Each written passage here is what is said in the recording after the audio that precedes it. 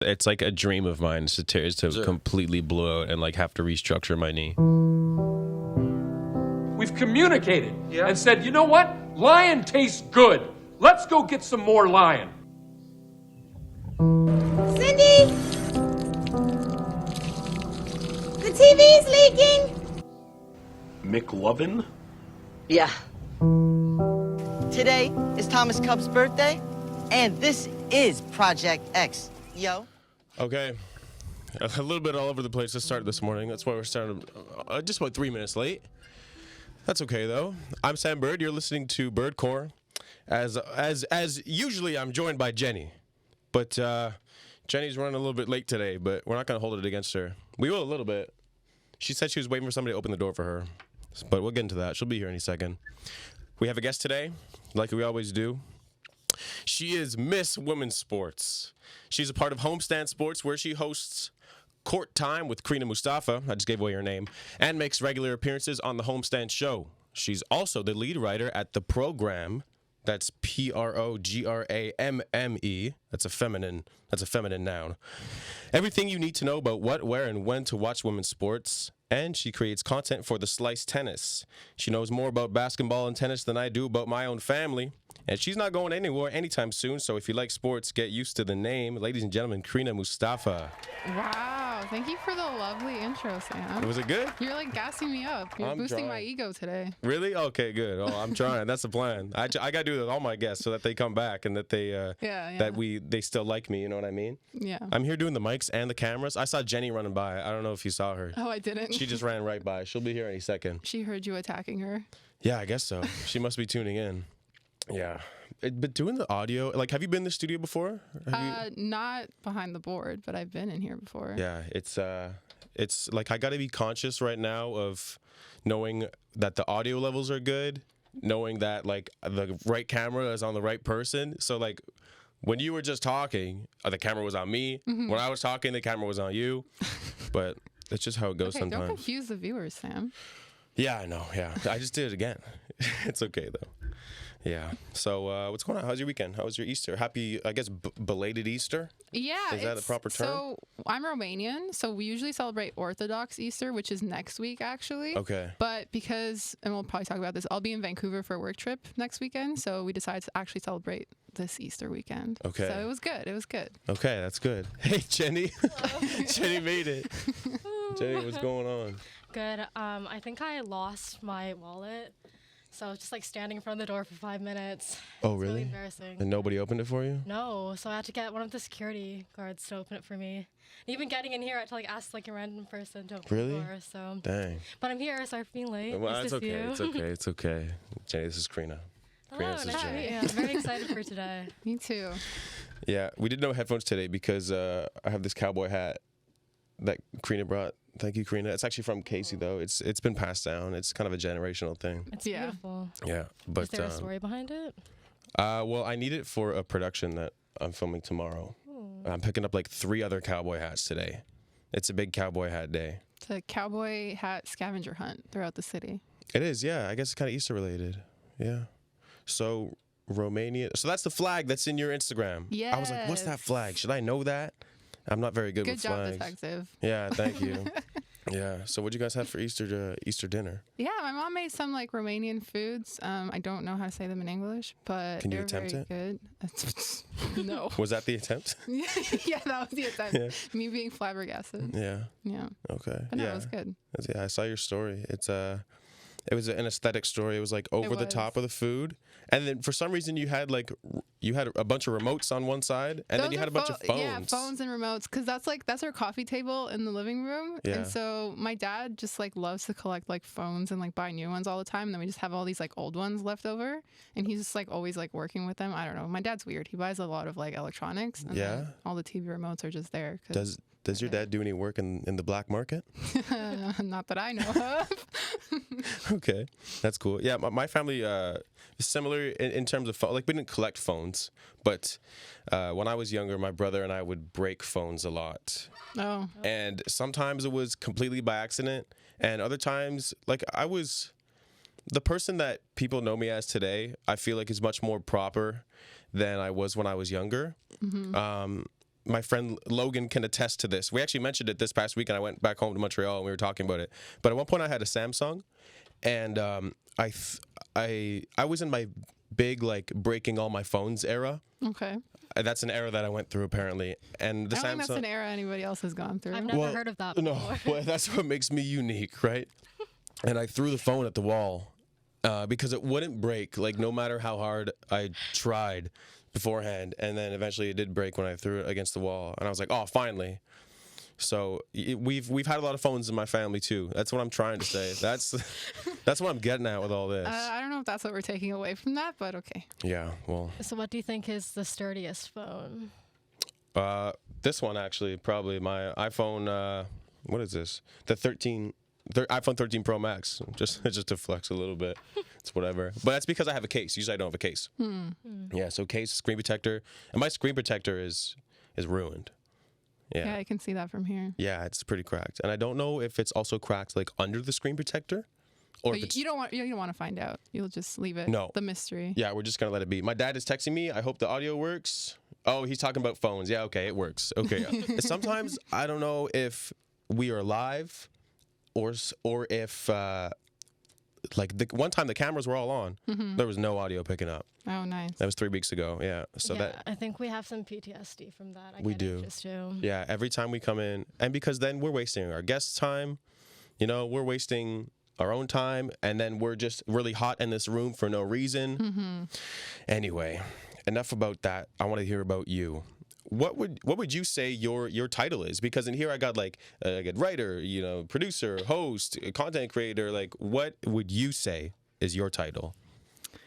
Damn, nobody's ever asked me that question before, because usually I get a lot of like, Crina, you do so much, but I've never gotten the what would you actually like use to define yourself. I don't know what I would use to define myself. All I know is like basketball and tennis are my two favorite sports, and now I get the opportunity to cover both of them in ways that like are creative and different. Like I've gone back and forth between writing, and now I'm doing more on air stuff. So it's just like, it's very interesting. I think my goal is just to cover women's sports specifically within those two areas to the best that I can, because I know that there's a lot of places that don't put that effort in, and I want to be that effort. That's good. I feel like that you'll kind of be at the forefront of that too, because like you said, there's not a lot of places that put in that effort. So if you can be the one to say, okay, well, I'm going to put that effort in then, and I'm going to be like, I guess, the primary spokesperson for it, I guess you could say. And you're doing a good job. Like I don't see a lot of women's sports stuff on my timeline. But if I do, it's usually because it's your face attached to it, or you reposted it, or stuff like that. Yeah. So I'm extra annoying about that. Yeah, well, no, as you should. Like when I put out my content, I'm like, man, are people gonna think like, oh my God, can he stop?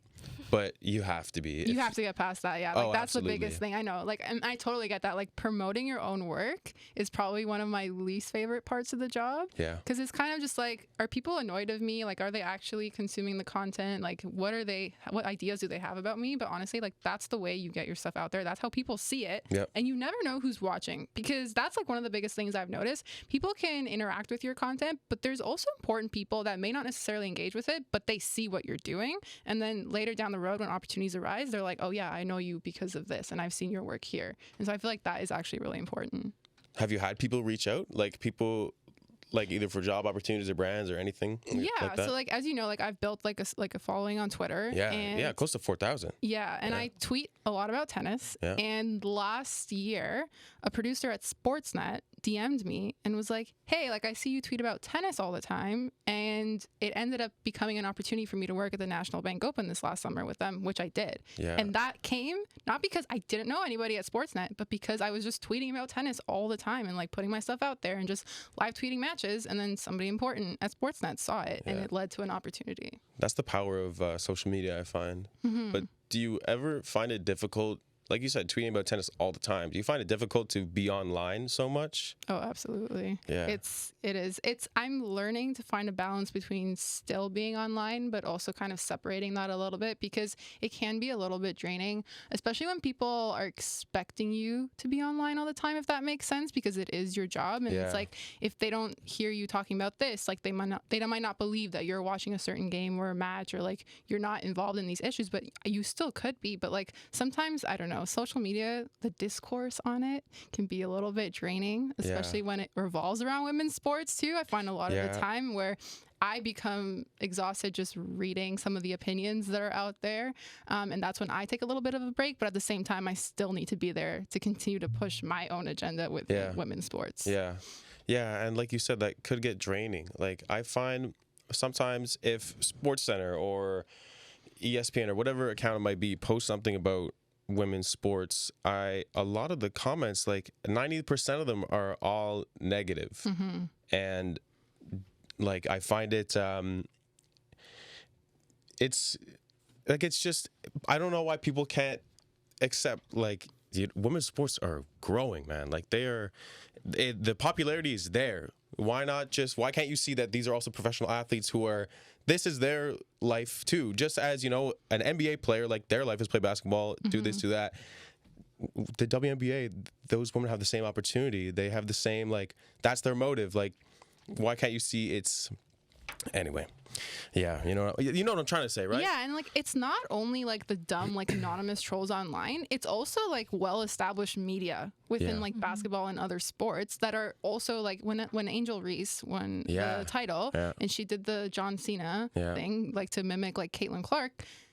There were a lot of like big media guys, and they were predominantly like white guys who were coming after her. So like, it wasn't only these like trolls who hide behind like a player Abby on Twitter. Yeah. It was also like established people in media and like people who are respected who were also going after her. And I was like, wow, there's a lot of misogyny, a lot of racism rooted in a lot of the big media personalities that we know too, which is also another reason why women's sports coverage is not where it needs to be. Right.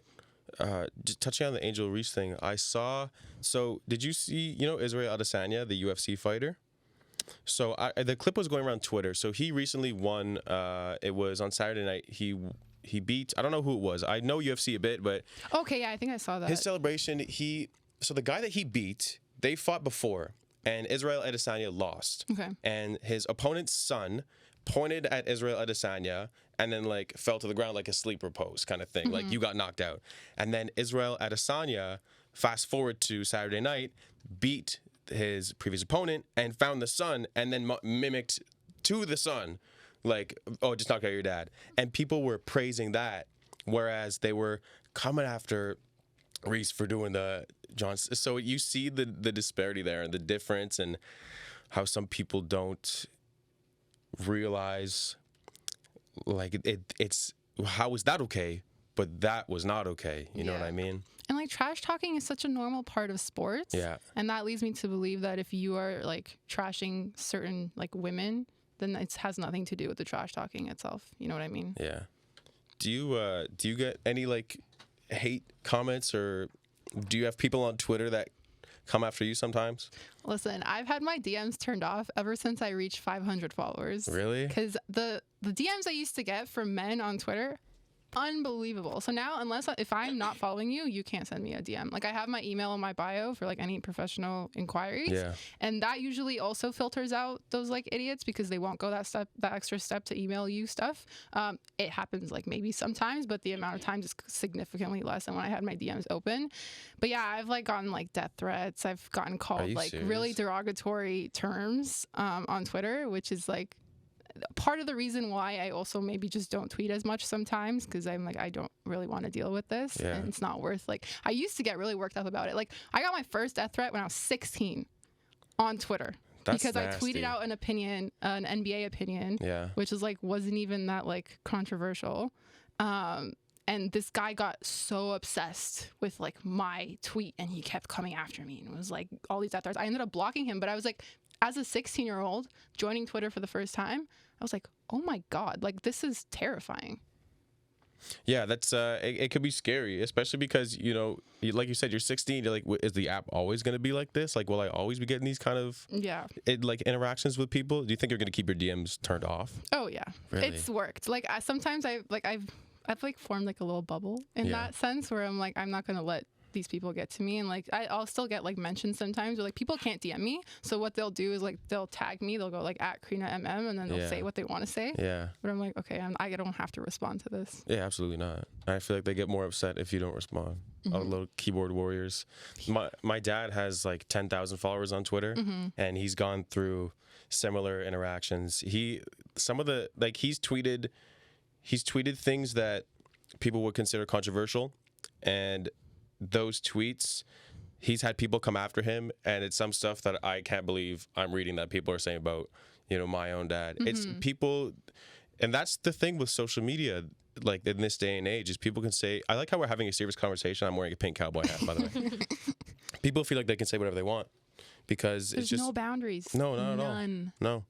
And, especially after Elon took over Twitter, there's more people who are comfortable saying what they want to say, and there are more people who were banned off Twitter that are back on Twitter now. Yeah. So, and I don't know what the future holds for that kind of thing. I don't know how much more like it's gonna be like this. But yeah, this is I've never had this serious of a conversation on Birdcore. I want you to know that. This is no, it's okay. It's okay. No, but it's stuff that needs to be addressed, Yeah. So the WNBA draft is today, correct? Yes, I saw your story yesterday. It's at 7 p.m. Eastern. It'll be on TSN. Okay.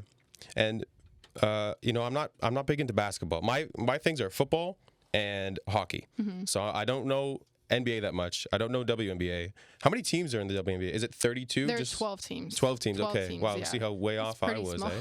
Yeah.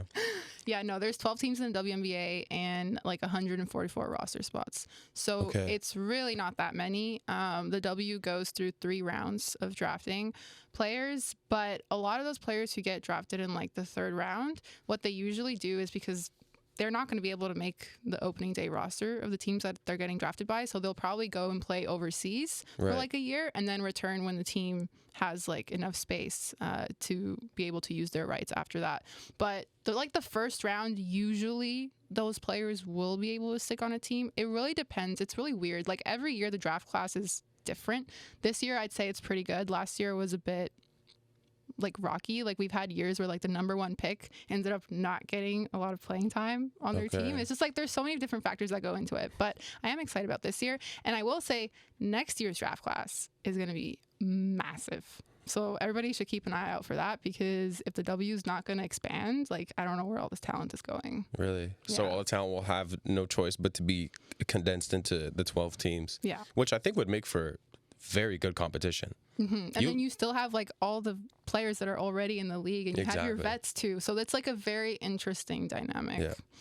Yeah. And I know that you have had the opportunity to be on some like Zoom conferences, like Zoom calls with WNBA players. Have you had that opportunity with NBA players as well, or is your main coverage towards the WNBA? Yeah, so I'm not on any NBA media lists, but I am for the WNBA. I like got contacts. I'm like on 4 teams lists. And I started getting those like Zoom calls in like 2021. So this is going into my like 3rd season now. And that honestly like opened my eyes to like covering, because covering women's basketball is so different from covering men's basketball, where I feel like when I see videos of press conferences from the NBA, it's like they have this hierarchy of who's asking questions, and then you have your NBA players just giving the same like 3 answers. And it's just like, it's terrible. But then you have the W, where most of the reporters and most of the media aren't full-time from like these really big sports media companies. They're usually like independent media who have like these like pages, and they care more about women's basketball. And so you'll see them ask more in-depth questions, different questions that get like the women's basketball players to actually like think about it. And then you see like a different kind of connection. Like for me, I remember in my first season I was covering the New York Liberty. That was like my main team that I was covering.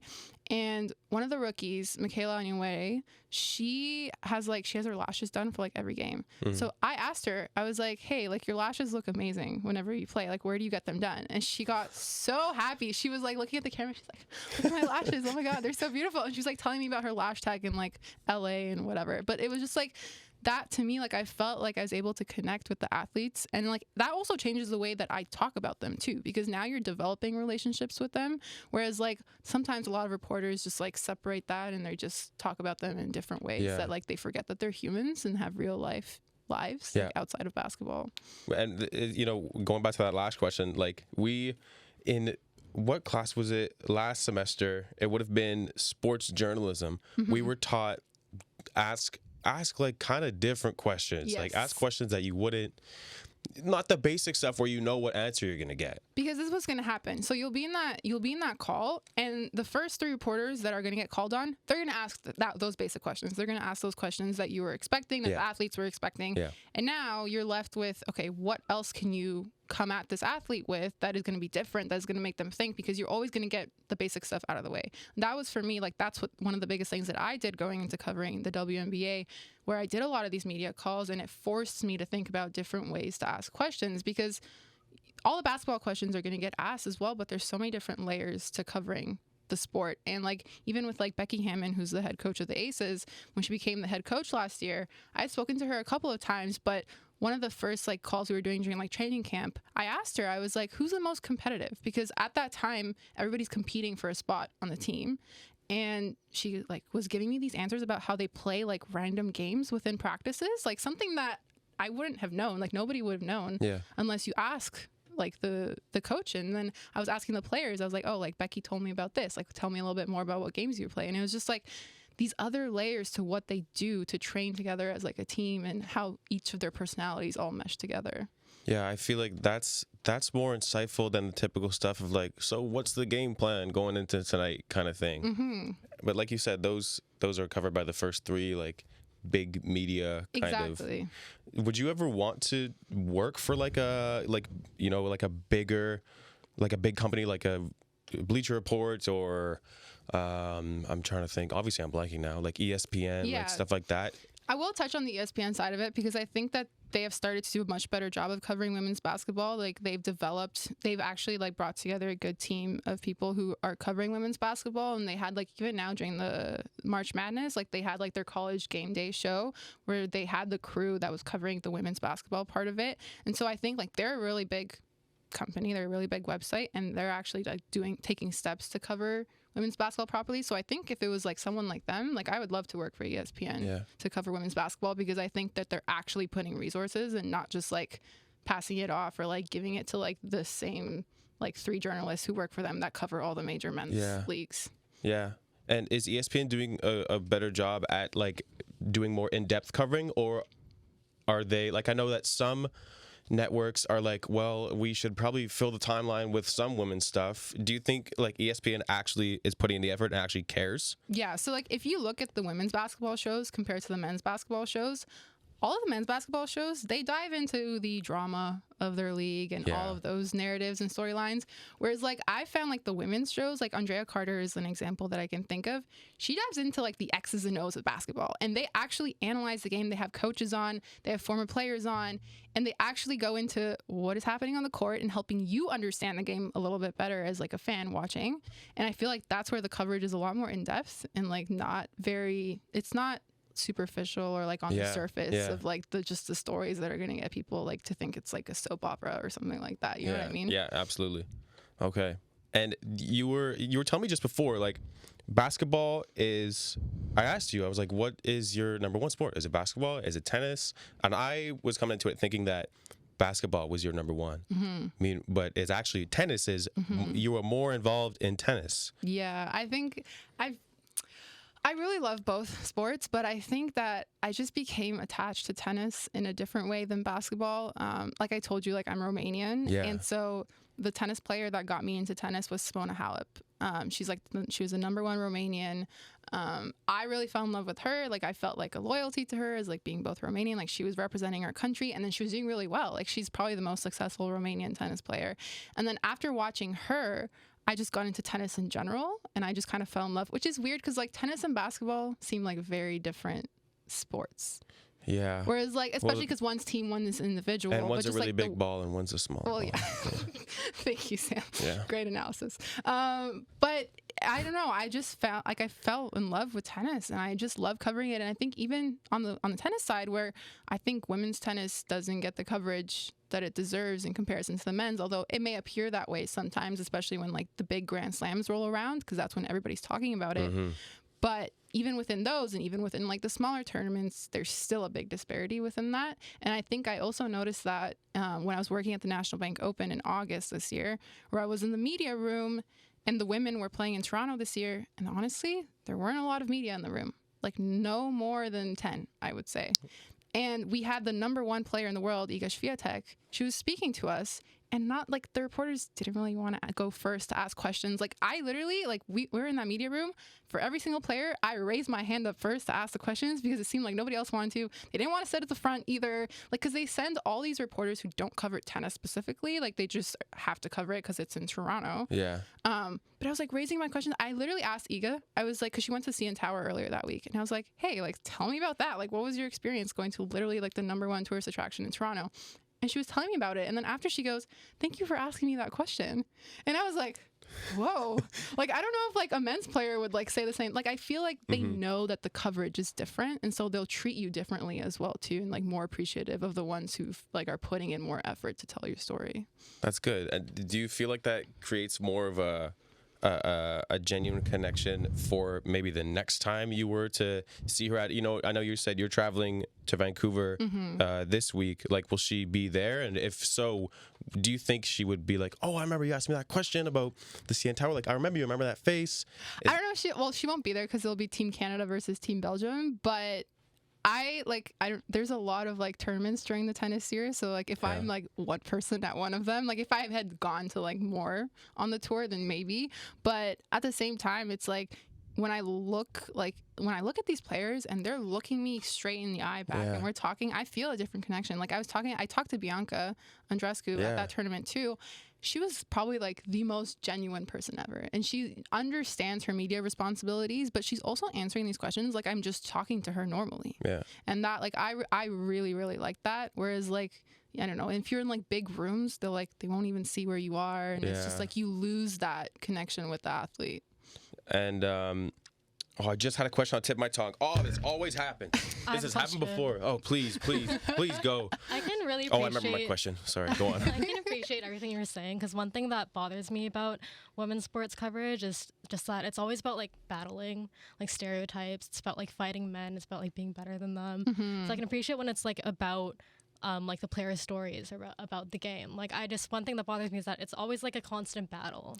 Yeah, like why do we have to compare them? Like they're men and they're women, but they're also playing in different leagues. Like let's just talk about their respective leagues, their respective stories. Like I don't understand why we get into these like, oh, like without the NBA, the WNBA would fold, and like all these conversations. Like what are we doing here? In the beginning years of the NBA, like how many times was it in financial trouble? Like it got to where it is today through decades of support, decades of money put into it. So like yeah, at the beginning the NBA would probably have folded like without the resources being put into it. So like the same thing with the W now. Like it's only 27 years old, I think, right now. So like it's still in its early stages. So like of course it's not there yet financially, but that's what time is going to do. It's going to get it to be at the same level. How much opportunity for growth do you see with the league? Oh man, it's like untapped. Like sometimes, I'm not gonna lie, they shoot themselves in the foot a lot. Really? A lot.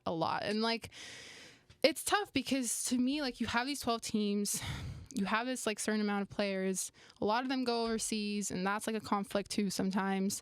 But honestly, like if you were to just use the resources that you have, like they announced like they raised like $75 million from investors last year. We have no idea where that money went. They were not transparent with that at all. still have no idea. Like Kathy's like the commissioner, Kathy Engelbert. I was like, Kathy, girl, like where did this money go? Like, would you like to tell us? Because like they announced today that they expanded their charter flights to like just the playoffs. But I'm like, that's still not in the regular season. They still have to fly commercial. Like there's a lot of issues within the league itself that if they try to fix it, especially with the next like CBA negotiating, I'm not sure when it is, but negotiate that in your CBA, get your shit together, and then you'll be able to expand and keep growing and then eventually be able to stand on your own. Yeah. All this CBA talk is reminding me of. I know. Our I mean, law I just class. came for that class, so Yeah. it's fresh. Yeah, so Crina and I have a class together. It's sports. Oh my God, I don't even know what it's called. Business and law. Legal and business aspects of sport. Yeah. Yeah. Long title.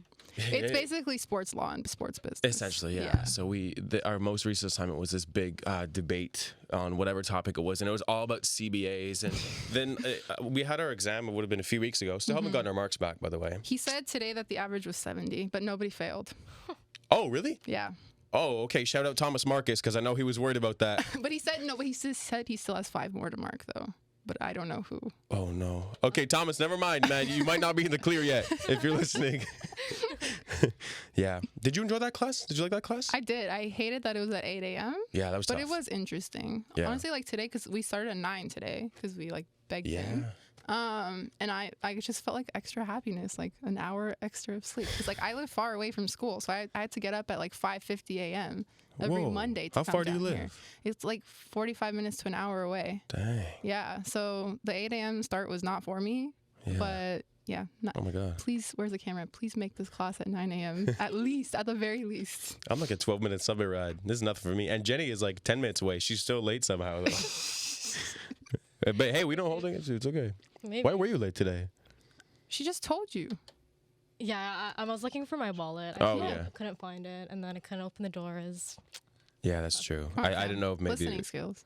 Yeah, well, sometimes the listening skill. No, I have good listening skills, but now that you mention it, though, yeah, she absolutely did tell me. She 100% told me why she was late, and I forgot. I gotta be honest. Sometimes I forget things. Well, I have something that I don't forget about you. I heard a rumor about Sam a couple years ago back. Oh yeah. I heard that Sam brought COVID to the entire program. Oh.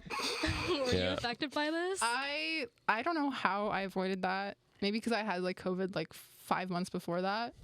And maybe I was like some sort of like immune. But I remember because we were all taking an exam in the same room, all bunched close together. And the next day we're like, oh my God, like 8 people have COVID. Yeah. Like that was wild. Yeah. And I missed the Raptors game. I was supposed to go to a Raptors game, but I stayed home and quarantined instead. I gave my ticket away. My bad. My fault. It's all your fault, Sam. It was my fault. But yes, I went home for St. Patrick's Day, would have been, and I met up with all my friends, and we went out to, do you know Concordia University in Montreal? We went to like the Concordia bar, and it was packed. And it was a week before Ontario got rid of the mask mandates. Okay. So people there were like, oh, Ontario's getting rid of masks. Like, oh, we don't really need to wear a mask tonight kind of thing, blah, blah. And so nobody was wearing a mask. Like, we did not wear a mask. And I got back to Toronto. It would have been on Monday morning. We had our test in person, and I got back Sunday night.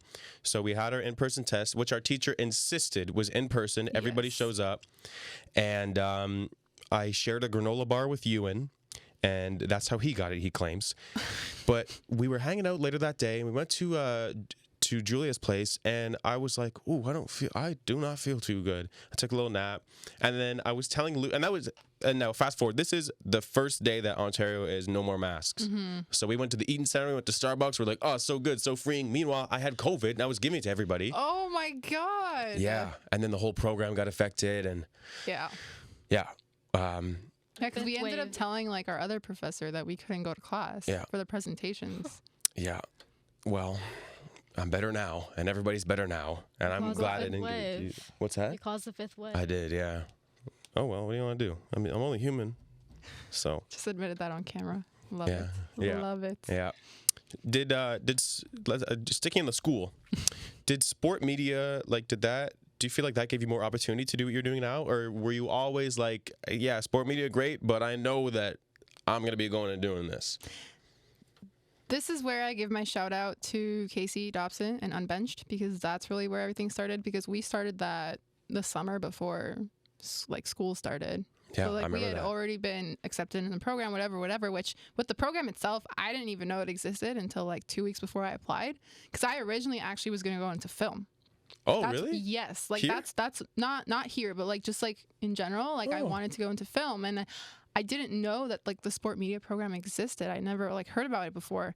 And so I had all these like applications sent in for like other schools that I like got into, but then I came across the sport media program somehow on like the school's website. and I was reading it and I was like, oh my God, never mind. Like, this sounds like what I want to do, because I've always loved sports growing up. Like, I would look at like Kate Burness on like my TV and be like, I want to be Kate Burness. Like, I want to be like her, but I never knew how to. And so then that was like the first program that I got accepted into, like literally like a week after I applied, which is like kind of nuts. That is nuts. Like 1 week. Yeah. God. Like, it was really quick. It was really quick. I was here waiting for months. I was like, oh, am I going to get in? Am I not going to get in? Oh my God. I could not have done that. But I was so happy I got in. But then, so Casey started Unbenched with us, which was like basically like the platform where the women in the program could write and talk about the sports that they loved. And so that's where I started. And then that kind of led from one thing to another. And I started to just kind of gain more experience. And then I was working at CBC Sports for like a year as like a runner, a year and a half. And then, it's like my Twitter page got bigger, and that's how I kind of like went through life. But like, because school was online for the first 2 years, I feel like we missed out on a lot of like support or like just experiences and perspectives that we probably would have gotten within those first 2 years, like just being in a studio more often than we were. Yeah. And so I think that's why I relied more of like out of school stuff to get that experience. Like, obviously, like the academic parts like helps a lot with, just like discipline, learning like different things and time management and all that. But honestly, like I could say like I learned more and like fell more in love with like the sport media industry by like actually being in it. Right, well, it definitely helps. Yeah. Yeah. Do you think that's where you kind of found your strengths? Yeah, for sure. Like, and definitely like just like figuring things out on my own, I think, because I'm very much like that. Like, I've kind of been like that my whole life, where I was that kid where like my mom would give me, like during school, she'd give me over the summer the curriculum for the next grade. So I'd always already be ahead of the curve like my entire life. That's just how she was, like the Romanian mom, like very strict, like immigrant parents, really? Kind of vibe. And so it wasn't until high school where like I actually did like a STEM type program in high school, because I didn't know at the time what I wanted to do. So you're smart. I hated it though. Okay. I was like, and that was like, high school was kind of like eye opening in that sense. And then I took a couple of like communications and tech classes in high school, and I was like, I really like this. Yeah. And like also like major props to like my grade 11 English teacher. He's like changed my world with like how I see writing and like sports and all that. So yeah, it took a long time to get here. Like, it wasn't something that I like knew from the beginning that I wanted to do, but now that I'm here, I can't really imagine myself doing anything else. Could you still imagine yourself maybe in film? Like, do you still have that? Is that little interest still there at any like? I used to like literally like search up like movie scripts and like analyze them. Like, I would like read them. Like, I love them. Like a lot of like Tom Cruise movies, I would like always like read the scripts of them. Like, I really love that stuff. So like I guess that love is still there. But yeah, I don't know, maybe. And I know for myself, my dad has a background in radio. My dad has a background in writing. And that's how I kind of fell in love with it and realized, I was like, oh, like, that's cool. My dad does this. And then I could do this. And I feel comfortable doing it. Do your parents have a background in like with like writing, with anything like that? Anything that you are involved in? Not really. Like, my dad works in coding. He is the smartest person I know. Okay. So whatever smart genes I inherited definitely came from him. And my mom too, like my parents, like, so they grew up in Romania, obviously, and they all went to school for like engineering. And then they came over here. My dad stayed in like coding and stuff and computer science. But my mom completely changed careers, and she went back to school, and she's now an early childhood educator. So she works with like young kids, and now she's working with kindergarten kids.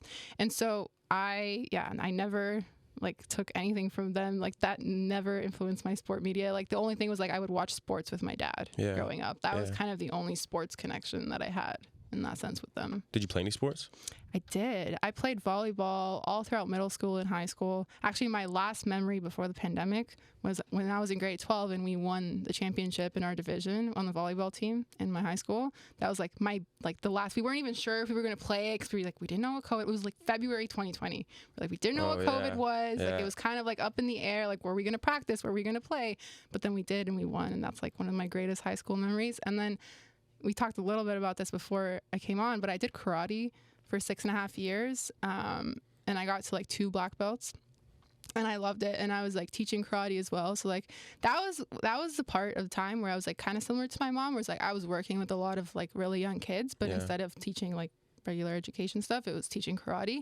And I think that also built up my confidence with like going into this industry, because honestly, like I was a very shy child. Like I used to be very shy, and that like being forced to like be really loud and like lead a group of like students that like ranged in age. Like I taught any kids from like 3 years old to adults who were like 60. Did you have any 3-year-old black belts?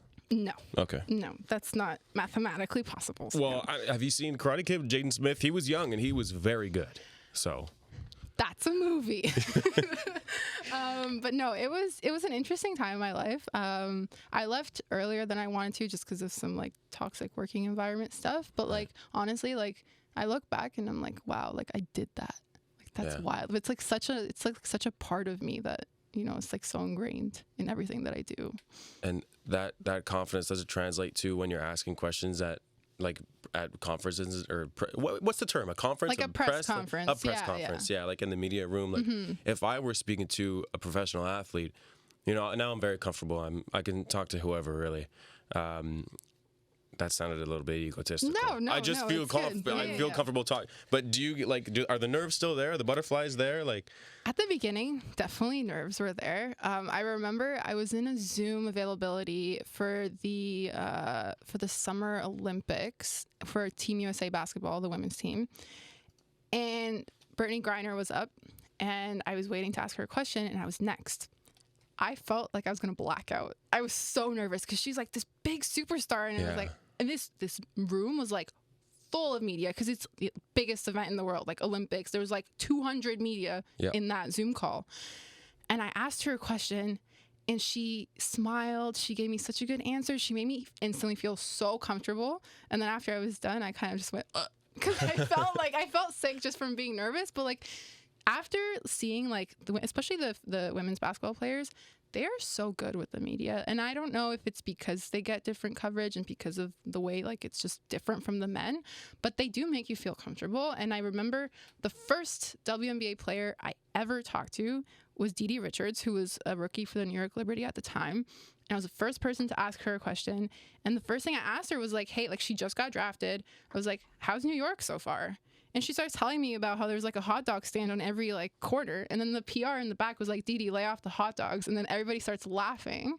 And that like also made me relax a bit because I was like nervous. But it was just like, I still get a little bit nervous before, but it's definitely less than before. But like, I think the fact that these like women have made me feel so much more comfortable, I think that's helped a lot with like speaking to athletes. Like I talked to Simona Halep this summer in person. She is like my idol. Like I loved her my entire life. Like she was the reason I got into tennis. And being like I was closer to her than you are to me now. Yeah. And speaking to her and her looking into my eyes and answering, like I don't know how I kept myself together, because that is like meeting like the one person that you've been idolizing your entire life. And it's just like an insane moment. But I think also getting past that has made me a little bit more comfortable talking to more athletes now. Do you tell her like, oh, you're my idol, or do you have to keep it? I couldn't tell her in that moment. Yeah. It had to be professional. I was in the media room in front of the other members. If I was like alone with her, then maybe like I probably would have, just because like she's so important to like Romanians, and like her status is just like she's done so much. So that's good. But I kept it professional. Okay. I think I was like calm and cool. I did tell her I was Romanian though, so I did get to slip that one. Okay, yeah, I'm sure she appreciated that. She gave a little chuckle, and I was like. Yes. Do you speak Romanian? Like, did you guys have like a Romanian conversation? And I didn't have with her, but Romanian is my first language. Oh, really? Because my mom had just immigrated here when she gave birth to me, and so they were still speaking Romanian with me from the moment that I was like born. And then I only learned English when I started going to like daycare and stuff. Oh, okay. But like, yeah, Romanian's always been like my first language, which is why sometimes it's hard for me to form English words and sentences. I'm like, how do you say this? Or like at the beginning, I'm like, I couldn't even tell you like the food that I ate over the weekend. Like, you know what I mean? But yeah, no, it's both languages are for me. Okay. Well, your English is very natural. I would have had no idea. Some people say that I have an accent, but I'm like, I don't know. I've gotten the same thing. People say I have a Montreal accent. Really? I'm like, I don't know what that means. I think it just means like we don't sound like Toronto. Like, I don't know. I don't know. I mean, I got that comment on our first episode ever. Yeah, that's true. From my buddy Brandon, right? Yeah. But I guess everybody has an accent if you think about it, depending on where they're from. It's just unique to them. Yeah. Damn, really makes you think. We're getting philosophical. I know, yeah.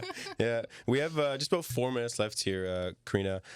There's something that I wanted to ask you about the NBA. It's the courtside restaurant. Yeah, NBA Yes. courtside restaurant. You were invited before they even opened it up, right? Yes. It was an event by NBA Canada. So Okay. it was like a purely like a media event before they opened. So Phil and I were talking about we really want to go there, and we were like, well, we know someone who has the inside scoop. So what's it like there? Like, what is it? It's awesome. Yeah, tell me. It's awesome. Like the bathroom is full of like slam posters. Like it's completely renovated. It's so cool and like creative. They have like big TVs everywhere. They have like Shaq's shoe like behind this like glass case. Like they have. How big is it? It's like ginormous. Really? It's really like, and it says like Shaq on it. So like, and there's like all these shoes with like autographs on them. It's really cool. Like I love the way they've like laid it out. We didn't get to eat the food, but they had really good drinks. Okay. I had like Jurassic juice, which was like really good. Okay. It was like a pineapple like tequila concoction. It was really, really good. Nice. But no, it's like it's a very nice space, and it's like right by the water. So like I think in the summer it's gonna be like really poppin', and hopefully they play WNBA games Yeah. when the NBA is over, because that's really would be in their best interest. I think they'd be silly not to. Yes, exactly. But I think it's a cool place to hang out. Like I want to go back for sure. Yeah.